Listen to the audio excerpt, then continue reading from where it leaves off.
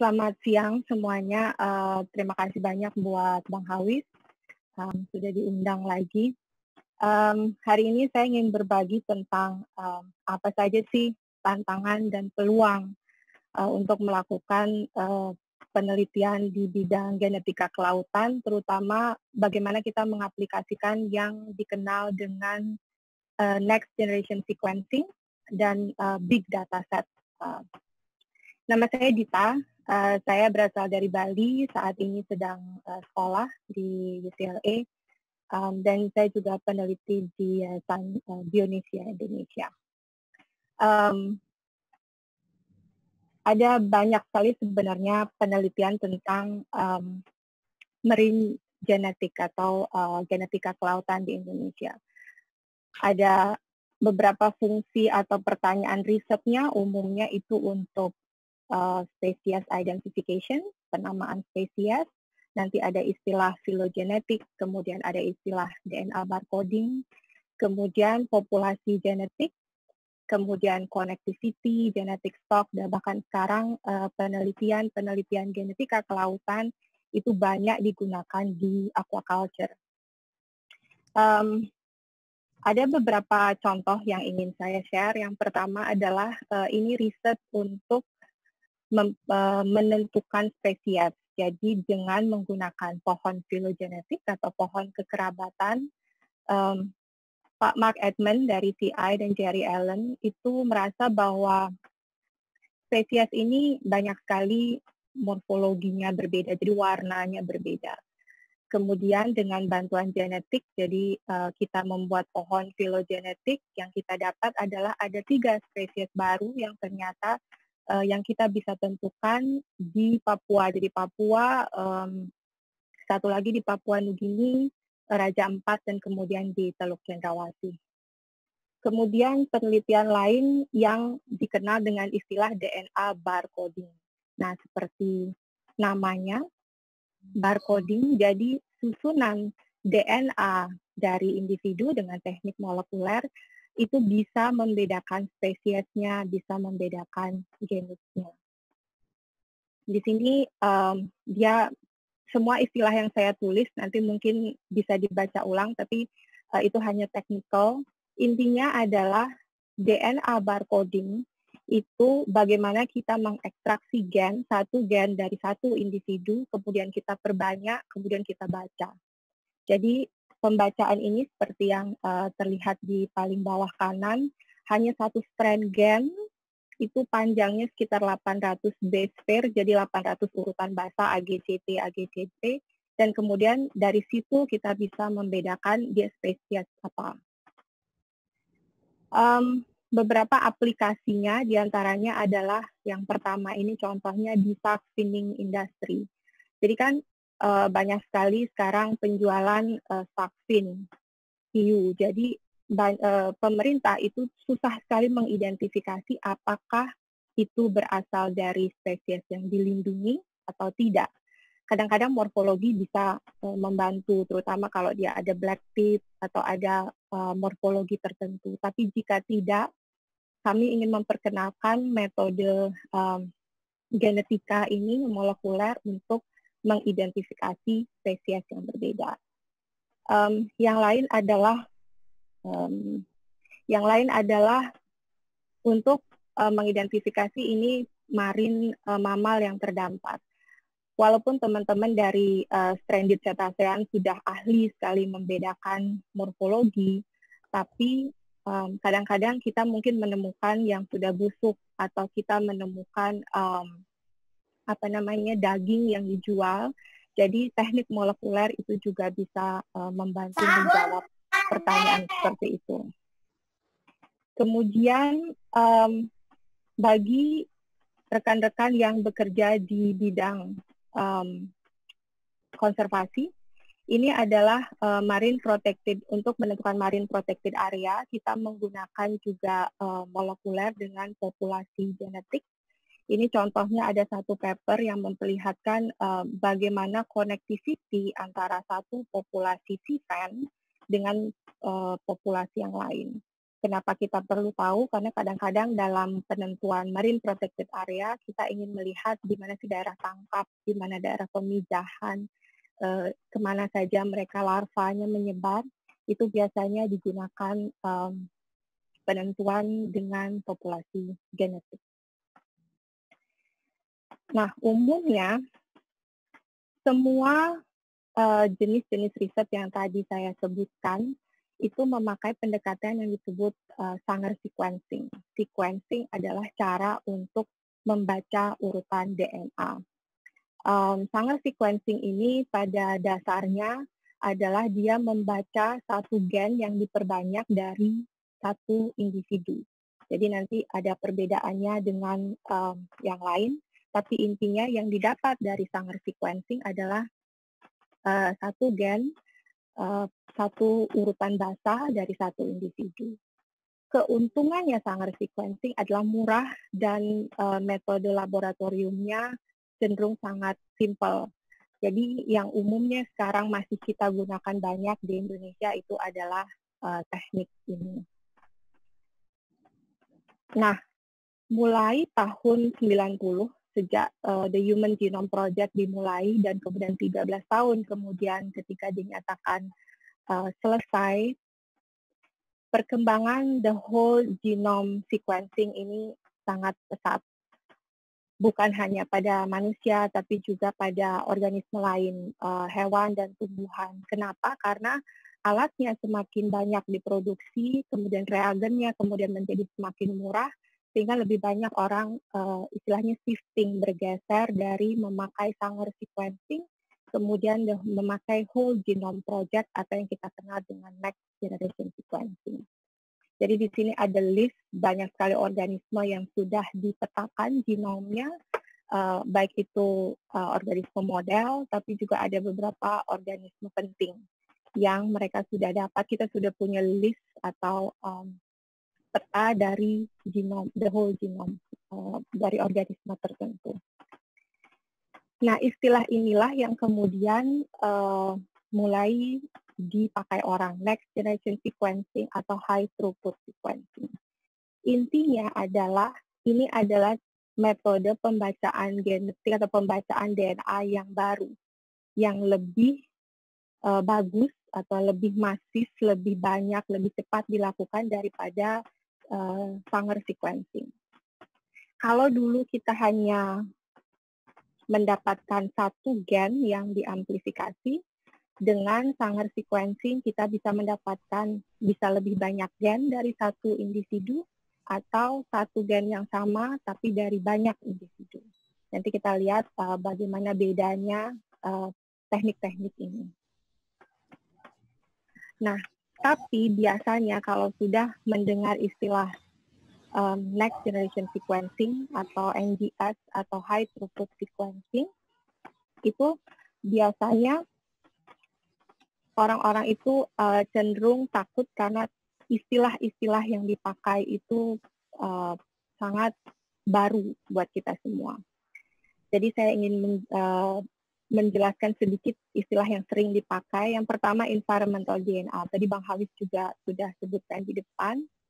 Jadi environmental DNA atau eDNA itu sebenarnya adalah bagaimana metode mengambil sampel dari lingkungan, dari air, dari sedimen, tanpa terlihatnya organismenya ada di situ. Misalnya gini, kalau misalnya kita mengambil dari air, kalau misalnya ada ikan yang tadi lewat, kemudian ada selnya yang keluar, kita bisa mengambil itu. Jadi sampelnya ada nanti sel ikan di dalamnya, ada feses, ada sisa makanan. Jadi itu sistem yang disebut environmental DNA. Saat ini umumnya environmental DNA itu dipakai untuk menyebutkan atau istilah bagi orang yang mengambil sampel terutama di air. Jadi estuari, laut, sungai itu mereka sebut sebagai environmental DNA. Kemudian tadi ada istilah DNA meta barcoding. Nah, sekarang NGS itu memakai meta barcoding. Simpelnya adalah ini adalah DNA barcoding yang dilakukan dengan lebih cepat, lebih banyak data yang dihasilkan. Kalau dulu kita mengambil satu individu, kemudian kita mendapatkan satu sekuen atau satu gennya, sekarang kita bisa mengambil satu komunitas dari satu community dalam air, dalam soil atau tanah. Dengan metode DNA barcoding kita bisa mendapatkan banyak sekali spesies untuk kita identifikasi berdasarkan gen itu yang kita target. Nah, di sini ada beberapa istilah tambahan. Ini banyak sekali istilah atau term yang memang dipakai. Istilahnya ada shotgun, ada amplicon. Shotgun itu kalau kita sistemnya adalah dengan dipotong. Jadi ada dari satu individu, kita ambil semua DNA-nya, genomnya, kemudian dipotong kecil-kecil, kemudian diurutkan. Itu istilahnya shotgun. Human Genome Project itu memakai pendekatan shotgun sequencing. Kemudian ada amplicon. Amplicon ini targeted, jadi gennya yang ditarget. Nah, di sini DNA meta barcoding memakai ini. Jadi, kita cuma mentarget CO1. Jadi, saya mau tahu semua metazoa yang ada. Memakai amplicon base dengan gen targetnya CO1 namanya, atau markernya. Kalau saya ingin tahu semua tentang bakteri, kita pakai 16S. Atau saya mau tahu semua eukariot termasuk single cell eukariot, pakainya 18S. Kemudian ada ITS, internal transcript tracer, itu untuk fungi. Kemudian ada sekarang yang umum dipakai di Asia, terutama environmental DNA untuk marine fish, itu namanya 12S, RNA.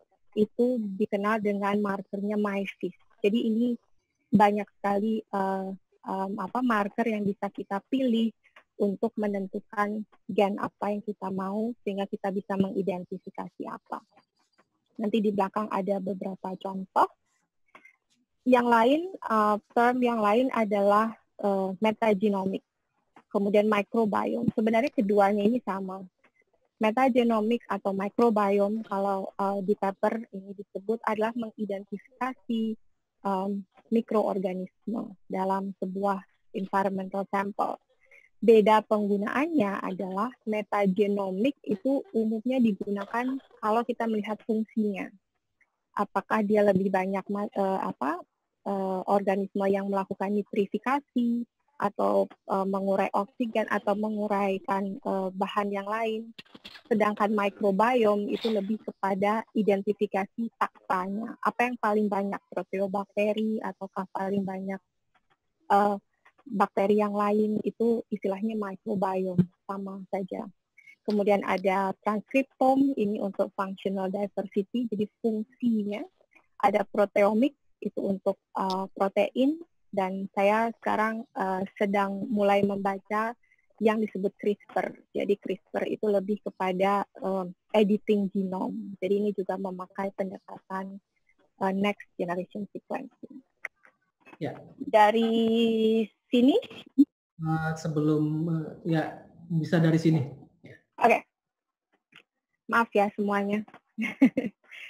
Oke, kita sekarang lanjut dari tadi ada term yang istilahnya meta barcoding. Jadi kita memakai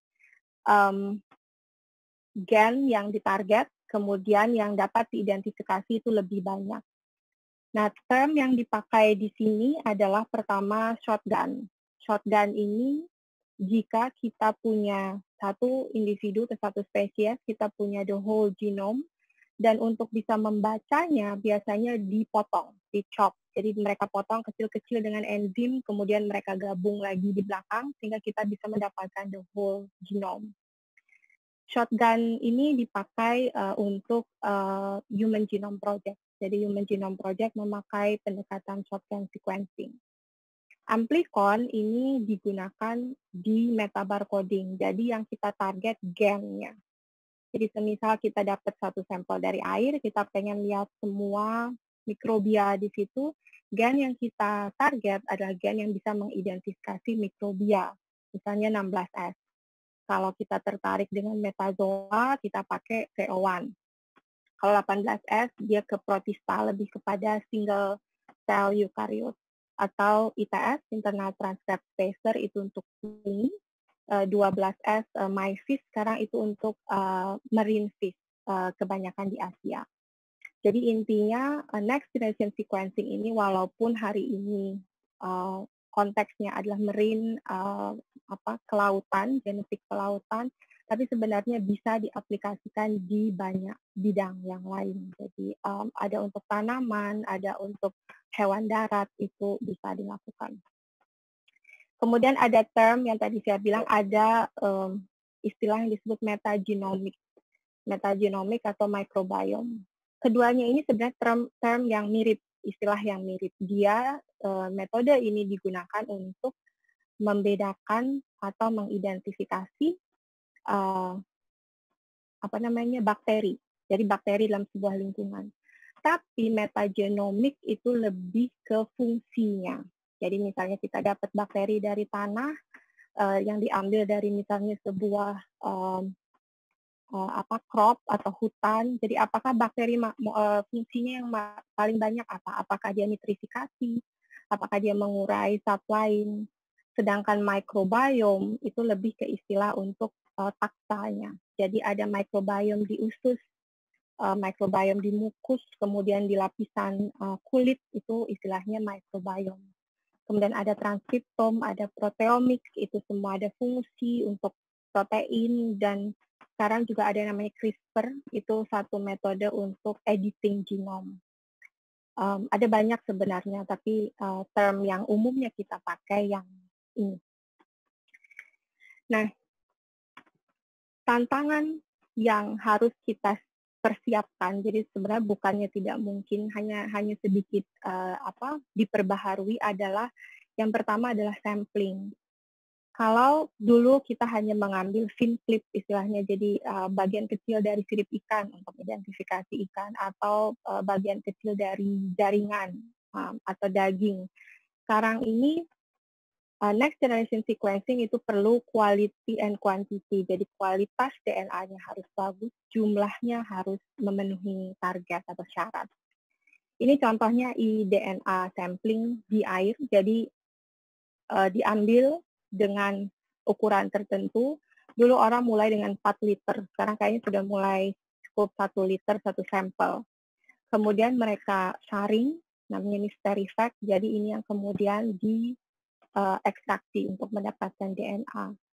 Kemudian dari ukuran ini pun beda-beda. Kalau ingin menghasilkan virus, itu biasanya harus lebih kecil, jadi 0,2 kalau nggak salah, 0,2 mikro.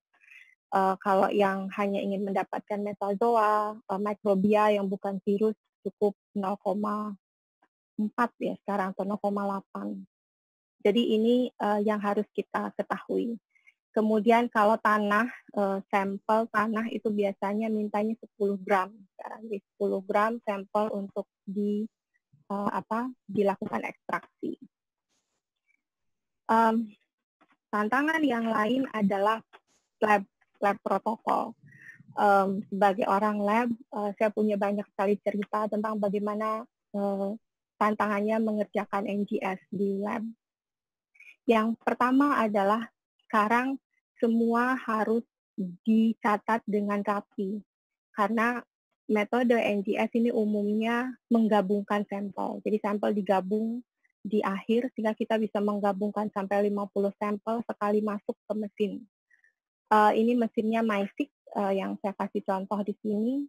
Kemudian yang kedua, pada dasarnya sebenarnya sama dengan PCR biasa. Ada enzim, ada DNA yang ditambahkan, ada reagen yang sama, tapi step-nya itu lebih banyak. Pertama, karena kita gabung, sehingga setiap sampel harus punya barcode atau penentu yang berbeda. Kemudian, karena kualitas DNA yang diharapkan lebih banyak, proses pemurnian DNA-nya juga ada banyak.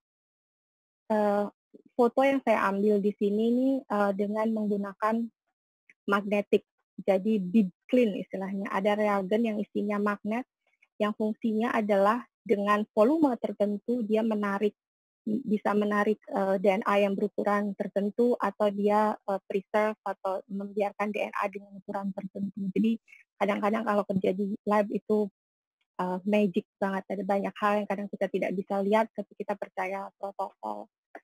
Walaupun di sini dibilang bahwa ya library prep katanya perlu 5 sampai 6 jam, pengalaman saya di lab untuk satu kali run 50 sampel 3 hari untuk prepare. Jadi 3 hari, kemudian running di mesin 2 hari, jadi 1 minggu itu saya baru dapat 1 run. Tantangannya itu. Tapi bukan sesuatu yang tidak mungkin, semuanya mungkin. Lab kita, seperti tadi Bang Hawis bilang, Oceanogen juga bisa mengerjakan ini. Jadi we are ready, kita udah siap banget dengan metode ini. Dan satu lagi adalah sekarang itu jika lab kita tidak bisa menganalisis, ada banyak sequencing facility yang menyediakan fasilitas untuk melakukan semuanya. Jadi kita cukup memberikan ekstraksi DNA. Jadi itu nanti Bang Hawis ya bisa ditanya masalah itu. Nah, ini bagian yang paling demanding buat saya. Saya baru saja mulai gara-gara sekolah mulai menggunakan bioinformatic pipeline. Jadi bagaimana menganalisis data yang begitu besar, banyak, rumit sebenarnya dengan pipeline atau computer based analysis. Hal pertama yang cepat dilihat adalah tipe file yang digunakan. Kalau Bapak Ibu semua rekan-rekan yang biasa melihat FASTA file yang cuma berapa kilobyte, jadi isinya cuma urutan DNA, ID, urutan DNA, ID, urutan DNA. Bioinformatic pipeline yang file yang kita dapat dengan next generation sequencing itu agak rumit sedikit, tapi kita nggak perlu detail tahu. Misalnya ini adalah bentuknya, ini barcode saya. Jadi dia ada MySeq, ini adalah mesin yang digunakan. Nanti ini ada hitungan tertentu. Mereka punya penanda-penanda identifier. Kemudian ada sequence-nya. Jadi sequence-nya pendek-pendek. Kalau NGS, MySeq itu 300-an base pair dia ketika nanti di align. Kemudian ada quality control-nya. Jadi ada F, ada banyak sekali huruf huruf yang mereka pakai itu nanti mesin atau komputer akan membaca, oh ini filenya bagus, oh ini filenya buruk, oh ini sequence-nya bagus, sequence-nya buruk. Nah, kalau tadi saya bilang big data, mana sih yang big? Nah ini, size dari file dengan mengerjakan next generation sequencing itu sudah bukan lagi kilobyte. Cuma raw data itu bisa sampai megabyte atau gigabyte, tergantung dari berapa sampel yang kita gabung. Kalau Bapak Ibu teman-teman lihat di sini, ini jumlahnya 46 sekian, itu sebenarnya 23.000 sequence. Ini satu kali 100 ini 253 sampel. Jadi 253 sampel ada 23.000 unique sequence. Total sequence-nya adalah 31 juta. Jadi 31 juta sequence itu dimasukin ke dalam komputer, dia analisis, kemudian dia kasih saya 23.000 unique sequence. Kemudian, tapi ada satu note bagi siapa saja yang sedang sekolah, siapa saja yang mengerjakan data, tolong keep data mentahnya. Karena data mentah ini berguna ketika nanti ada analisis baru, atau kita bisa menganalisis ulang dengan metode yang lebih bagus. Jadi, raw datanya sebaiknya kita simpan. Nah, buat yang senang ngutak-ngutik coding di komputer, ini mainan baru yang menyenangkan sekali. Bioinformatic pipeline itu umumnya bekerja dengan kurang lebih ada 4 proses besar. Proses pertama adalah bagaimana dia menarik raw datanya, entah dia dari mesin, biasa ditaruh di Dropbox, di mana kemudian dia clean up. Kan tadi kita pasang barcode. untuk mengidentifikasi, membedakan sampel A, sampel B. Kita minta dia tolong dong hapus semua barcode dengan nama tertentu. Kemudian tolong hapus semua primer saya. Atau tolong hapus semua sekuen yang quality control-nya buruk dari FASTQ-nya. Ini di proses yang pertama di sini. Ada banyak namanya, nanti ada CapAdapt, ada FastQC, ada OB Tools, ada banyak sekali. Kemudian yang kedua, digabungkan, dikelompokkan. Karena kita dapat sampai jutaan, sampai ribuan sekuen, kita mau lihat bagaimana sih kita mengelompokkannya. Jadi sekuen yang sama, clustering itu intinya gini, kalau ada sekuen yang urutannya kurang lebih 95% dia sama, dia jadi satu cluster yang sama. Jadi kita anggap dia satu grup yang sama. Jadi semakin sedikit kita menganalisis data di akhir.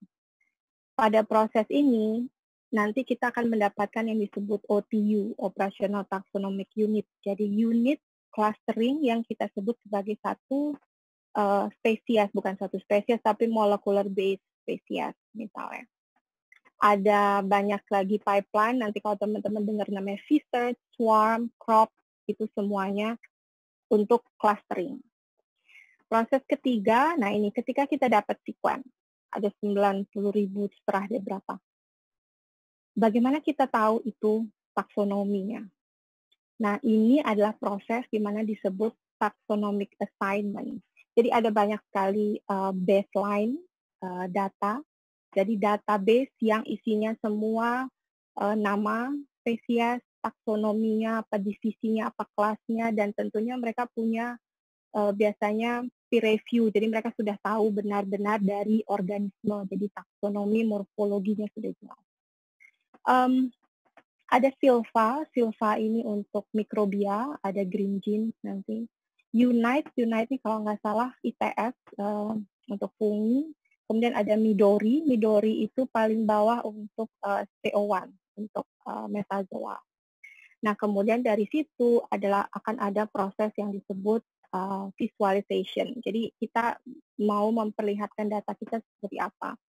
Buat grafik, buat chart, itu nanti di proses yang terakhir. Yang menarik dari bioinformatik ini adalah ada banyak sekali model, ada banyak sekali pipeline istilahnya, dan kadang-kadang free tersedia. Bahkan ada yang bisa diakses dengan online, jadi kita submit data mentah, kita dapat data yang bagus. Itu sebenarnya hal yang bagus untuk kita yang ingin melewati step untuk mempelajari detail satu persatu. Tapi alangkah baiknya untuk tahu. Jadi kita paling tidak tahu apa sih yang dikerjakan di setiap step itu masing-masing. Buat saya ini paling menantang karena tidak semua orang suka dengan computer based. Nah, buat saya memakai yang manual, jadi kita kerjain satu persatu. Jadi saya mau memperlihatkan apa sih modelnya, jadi coding apa sih yang saya lakukan.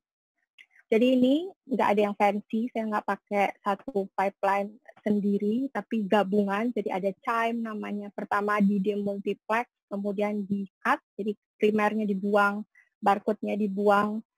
Jadi ada satu code yang harus dimasukkan, ada list yang harus disiapkan, kemudian dia akan mengerjakan itu. Clustering ini quality filter dulu, jadi ada platform atau pipeline yang namanya Chime. Di situ ada Dadatu namanya program komputer yang fungsinya adalah membaca mana yang buruk, mana yang tidak. Jadi sekuen yang bagus mereka buang, sekuen yang baik mereka simpan. Kemudian clustering saya pakai V-Search. Jadi dia di sini kalau bisa dilihat saya menggabungkan semua 18S data saya dengan identity-nya 0,99. Jadi semua sekuen yang 99% sama akan digabung menjadi satu cluster sendiri.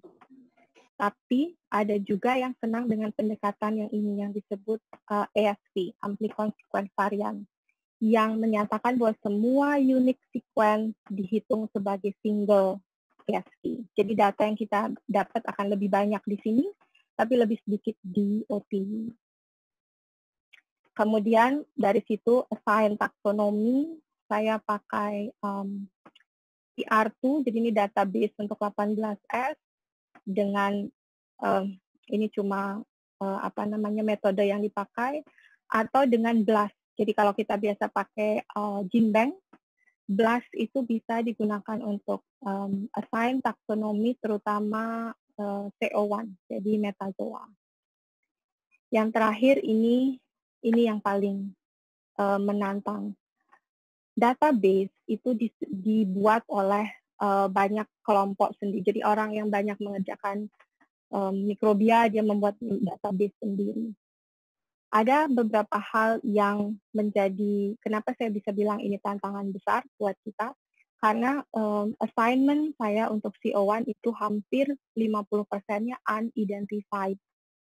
Artinya ada banyak data, karena sampel saya dari Indonesia, ada banyak data genetik organisme Indonesia yang belum ada di data di open site, jadi di GenBank atau apa, sehingga masih banyak ditemukan unidentified. Sedangkan bagaimana memilih data itu tergantung dari biasanya apa yang menjadi pilihan dari peneliti. Kalau saya pakai Silva paling bagus untuk mikrobia, dia taksonominya lebih lengkap, lebih jelas. Green Gene dia lebih ke fungsi. Saya pakai PR2 untuk 18S sama taksonominya bagus juga. Kemudian untuk Midori, kemarin saya coba Midori, tapi ada banyak unidentified dan taksonominya kurang lengkap. Jadi kecuali untuk ikan, untuk yang lain dia bisa untuk Midori. Kemudian kita juga bisa bikin tree, jadi seperti filogenetik biasanya, kita bisa bikin tree building. Dan yang terakhir adalah statistiknya dengan R. Next generation sequencing karena dia menyediakan banyak sekali data sekali running, itu agak tricky ketika kita melakukan statistik karena waktu yang diperlukan untuk menganalisis data juga lumayan. Tapi sekarang dengan R, dia bebas ada di luar free, kita bisa dapat code-nya dengan free. Saya pakai itu, dan ketika dapat ini adalah yang sudah rasanya sudah plong. Jadi kita sudah bisa bikin graph, kita bisa edit warna, jadi kita bisa memvisualisasi datanya dengan baik. Nah sekarang yang paling menjadi tantangan adalah data repository. Selama saya bekerja untuk riset saya di US, kita biasanya kerja di servernya kampus. Kemudian data disimpan di sana, analisis dilakukan di situ. Tapi alangkah baiknya kita di Indonesia punya data repository dan juga server yang bagus untuk untuk repository data kita, juga untuk peneliti bisa melakukan menganalisis data. Jadi kita tidak hanya bergantung kepada partner kita di luar negeri. Ini masih jadi tantangan besar karena untuk running program, ada beberapa program yang tidak bisa di-running di komputer biasa, jadi dia perlu RAM 10 giga untuk bisa di-running di komputer itu. Kemudian yang terakhir sebelum saya tutup, apa sih aplikasinya? Ini adalah penelitian saya, kebetulan saya menggunakan DNA meta barcoding dengan sistem sampling yang disebut Autonomous Reef Monitoring Structure. Jadi dia plate PVC yang diletakkan di bawah air kedalaman 10 meter selama 3 tahun. Proyek kita mulai 2013, diambil 2016, dan saya mulai sekolah dan pakai data ini. Ini adalah arms yang sudah ditumbuhi berbagai organisme. Ini plate yang difoto, jadi ini variasi plate-nya. Jadi saya keruk, jadi ini di-scrap, dikeruk, dan diambil sampelnya, organismenya, di blender, kemudian dianalisis. Ini datanya masih dianalisis karena setiap hari bahkan ada metode baru, jadi saya harus balik lagi cek. Ini dari 135 sampel, individual sampel, hanya dari 45 arm. Sekuen yang saya dapat itu 4 juta untuk 16S dan 3 juta untuk 18S. Setelah dilakukan analisis AST, saya pakai AST bukan clustering, intinya ada 83.000 taksa yang di-assign untuk 16S, bukan berarti spesies, dan 37.000 taksa untuk 18S. Apa saja dia? Ini dia. Ini adalah dari Aceh, dari Pulau Seribu, Bali, Raja Ampat, dan Cendrawasih. Dari sini kita bisa lihat yang hijau paling banyak itu adalah Proteobacteria, memang bakteri yang paling banyak ada di air laut. Kemudian ada Bacteroidetes yang orange, yang ini adalah Chloroflexi. Jadi kita bisa lihat jumlahnya, fluktuasinya, apakah berbeda tiap lokasi. Ini mikrobia, kalau metazoa, ini 18S, yang merah adalah Annelida di semua cacing-cacingan, yang kuning adalah Rhodophyta, red algae, dan di sini adalah Arthropoda, termasuk Decapoda di hijau. Dari sini kita bisa lihat bahwa Bali lebih banyak punya alga, red alga, tapi Pulau Seribu lebih banyak punya Annelida. Jadi dari situ kita bisa lihat. Hasil lain yang bisa diperlihatkan adalah sistem distant method, beta diversity istilahnya. Yang paling terlihat adalah secara genetik, mikrobia tidak berbeda berdasarkan lokasi. Jadi warna ini memperlihatkan lokasi, jadi dia tidak mengelompok berdasarkan lokasi. Jadi semuanya ada di semua tempat. Berbeda dengan eukariot, kelompok-kelompok genetika, molekul DNA tertentu itu berkelompok berdasarkan lokasi. Artinya secara genetik, Raja Ampat itu berbeda dengan Cendrawasih, berbeda dengan Bali, berbeda dengan Pulau Seribu, walaupun mereka memiliki taksonomi atau jenis hewan yang sama, tapi secara urutan DNA mereka mengelompok berdasarkan lokasi. Itu hasil yang sementara didapat dari penelitian ini. Penelitian lain, ini ada contoh tentang kalau sampelnya diambil, ini sampel karang dan air laut, kemudian mereka mau lihat ada daerah yang impacted, ada daerah yang ada pembuangan sedimen, ada pembuangan limbah manusia, mereka lihat apa saja sih taksa yang ada di tiap daerah. Bagusnya NGS sistem seperti ini adalah kita bisa sampling sekali dan kita bisa dapat semuanya dalam waktu yang singkat. Jadi tidak dilakukan berulang-ulang. Tapi jika ingin melihat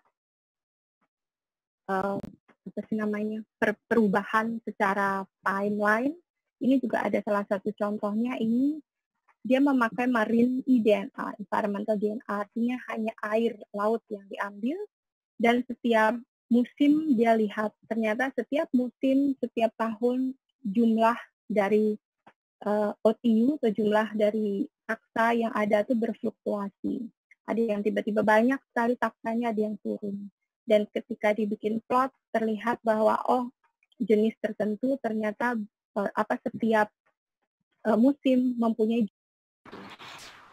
Ini biasanya dibuat ketika digunakan untuk mempertanyakan apakah ada waktu memijah hewan tertentu, pada musim apa dia memijah, kita bisa lihat dari data seperti ini. Untuk aquaculture, ini adalah salah satu contoh. Jadi ada 3 lokasi dan 1 wild type.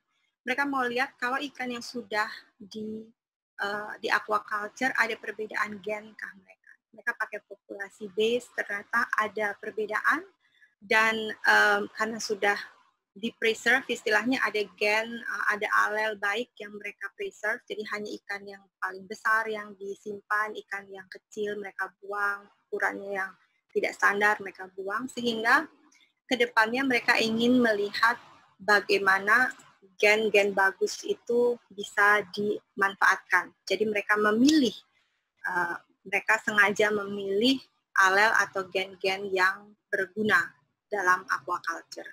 Jadi kalau ada yang berguna dari wild type, mereka ambil untuk mereka kawinkan. Jadi ini biasanya yang dipakai. Itu semua contohnya.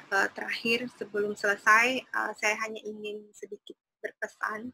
Kalau opportunity, keuntungannya, kita source of risetnya ada di sini, biodiversity-nya ada di Indonesia, sehingga ada banyak pertanyaan riset dan banyak sekali orang yang ingin melakukan riset di sini. Kita sendiri juga punya banyak hal yang kita mau tahu, kita ingin eksplorasi. Challenge-nya seperti yang saya sebutkan tadi, ada banyak, bukan untuk mengecilkan, tapi untuk mengencourage, jadi mendorong Bapak Ibu, rekan-rekan semua, ayo mulai kita lakukan riset model ini, sehingga lebih banyak yang dilakukan. Yang penting adalah sekarang kita harus membiasakan mendengar terms, membaca paper, dengar talk tentang apa sih aplikasinya. Jadi ada term yang harus kita biasakan. Kemudian kita harus mengerti konteksnya. Jangan hanya dihafal.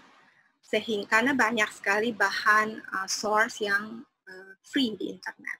Jadi ada banyak orang melakukan analisis ini, mereka punya caranya, protokolnya, mereka punya analisisnya. Kita harus tahu apa yang kita tanya. Kalau ada masalah dengan protokol lab atau bioinformatik, kita harus tahu apa yang ditanyakan. Misalnya saya mau menganalisis ini, saya punya data ini, apa sih yang harus dilakukan? Karena yang saya lakukan selama ini adalah saya masuk ke free discussion forum, kita diskusi tentang, oh saya punya metode ini lebih bagus dari metode yang lain. Kemudian ada free script, jadi saya copy paste dari script yang disediakan online, itu sangat-sangat membantu. Jadi tidak ada yang tidak mungkin. Dan jika ada kesempatan untuk melakukan lab work atau hands-on, melakukan bioinformatik, seperti tadi ada pelatihan, sebaiknya diikuti untuk membiasakan. Jadi kita tahu, oh dari sini ke sini, oh step-nya seperti ini, oh caranya seperti ini. Bukan berarti harus dilakukan semuanya, tapi paling tidak ketika orang bilang, oh dia menambahkan enzim ini, kita sudah, oh oke, itu diproses mana. Ask question, jangan takut untuk bertanya sesuatu, kalaupun yang ditanya tidak bisa menjawab, kita punya tempat lain untuk bertanya.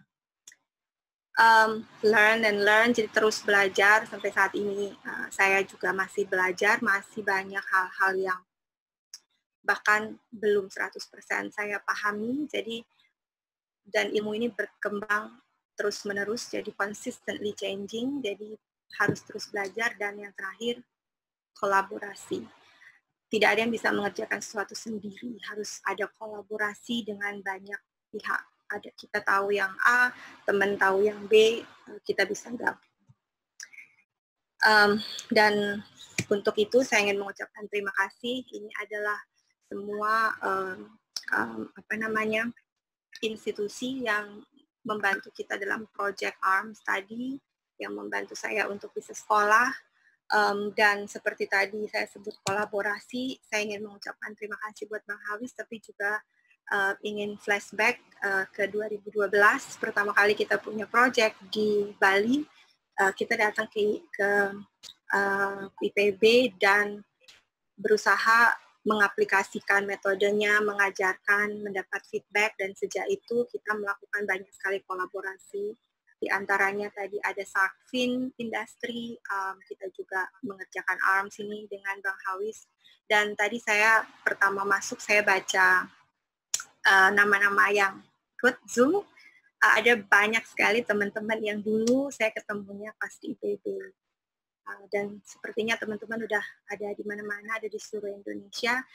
So that's what we call collaboration. Jadi IPB punya alatnya, saya punya pertanyaannya, ayo kita lakukan bersama-sama. Itu saja dari saya. Terima kasih banyak. Kalau ada pertanyaan, mari kita diskusi. Mungkin saya tidak bisa menjawab semua, tapi let's see. Terima kasih. Silakan Bang Hawis.